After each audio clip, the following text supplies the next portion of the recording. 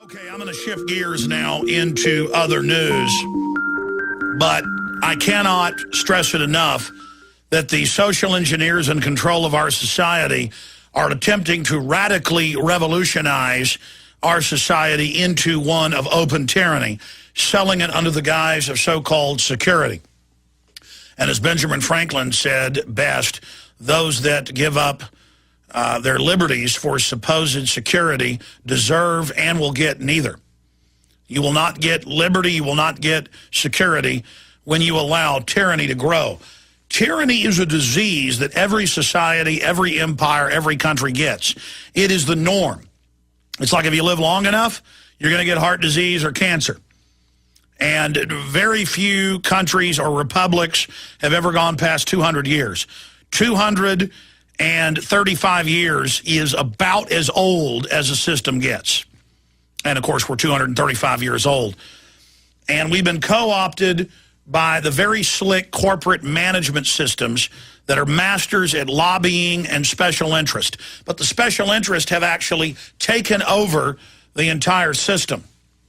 If you go back and look at Europe and study the history of the Middle Ages into the Renaissance, many baronies, many subregions, and many times entire countries would be taken over within just a generation by bankers.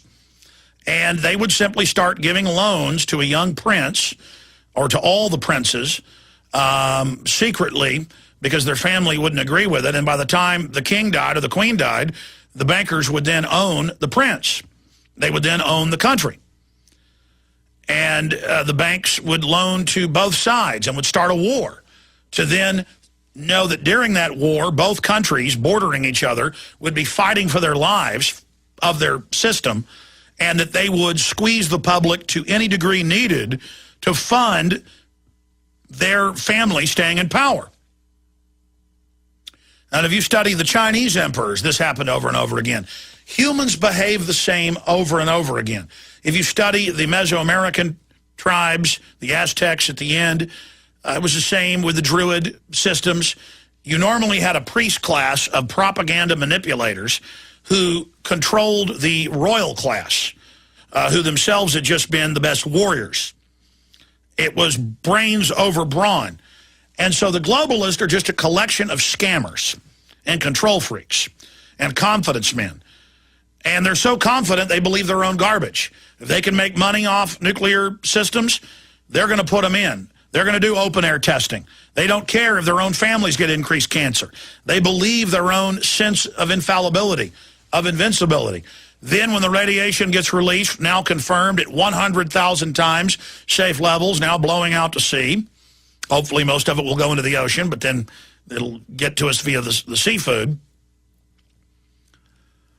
They just come out and arrogantly make in what looks like ridiculous statements. Remember when The Guardian and the British government, as part of a consortium, you can look at the sponsors, funded those TV ads that showed children refusing to cut their carbon footprint so the teacher detonates bombs in their desk and murders all of them?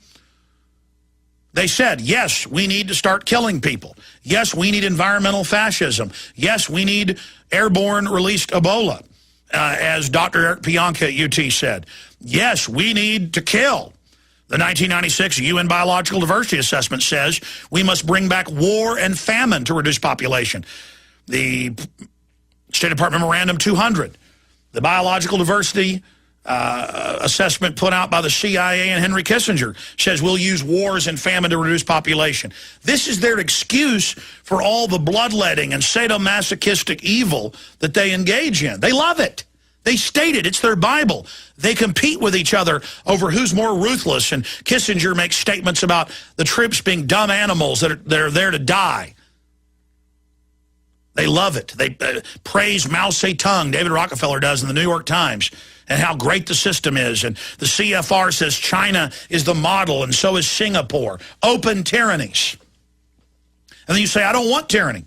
I don't want 100,000 times safe levels of radiation, which even the Washington Post admits will kill the people in a matter of months who've come in contact with it. And they just say, so what? George Monbiot. We're going to get into the reactor when we come back. I'm finally going to get to it. Nuclear expert calls global warming alarmist Monbiot criminally irresponsible for downplaying Fukushima. And he came out and he says, I love nuclear. After Fukushima, I love it. These are statements. And it's meant to make you go, huh? What, I'm crazy? Because I don't love radiation. And her political so-called enemy, Ann Coulter, comes out and says the same thing.